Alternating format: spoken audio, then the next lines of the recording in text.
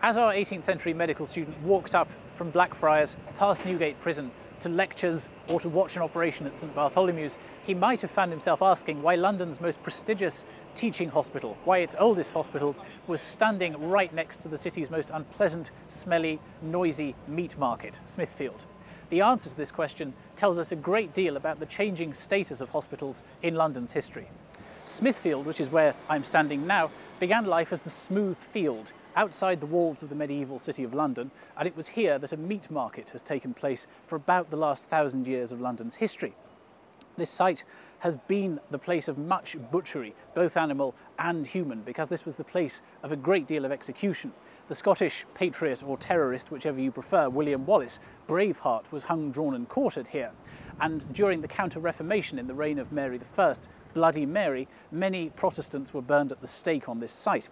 This is not the obvious place for a major teaching research institution. This is not the place you might want to come if you were feeling sick and wanted to get better. But on the other hand, this tells us a great deal about the status of early hospitals, the place they had in medieval society. All of London's early hospitals were, in essence, priories. They were religious institutions run by monks and nuns, not by doctors. Now, the Priory Hospital of St Bartholomew at Smithfield, which is what you can see behind me, was founded in 1123 by Rahere. Rahere has been variously described as a jester, a courtier, or a knight. In 1123, he took a pilgrimage to Rome to repent of his sadly unspecified sins. He approached Rome from the south by, like many pilgrims, passing through the notoriously unhealthy Pontine marshes.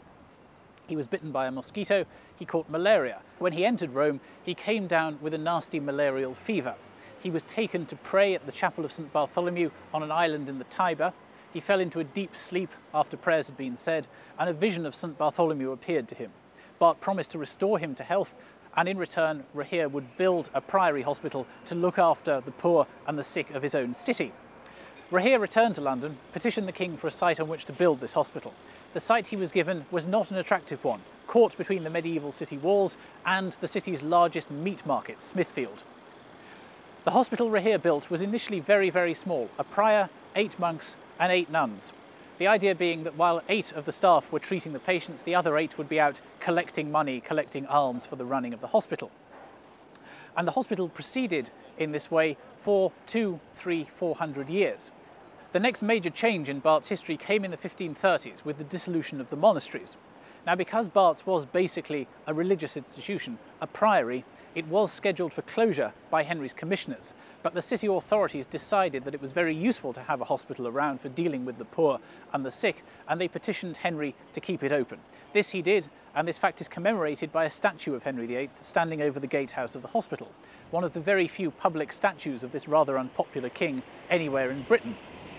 After the Reformation, the hospital became much more medical in character. It started to call in leading surgeons, physicians from around the city who would come and treat the poor for 1 day or 2 days a week for no money. This is the origin of the idea of the consultant, somebody who lives off his private work and does hospital work as a charity, as a demonstration of piety and wealth.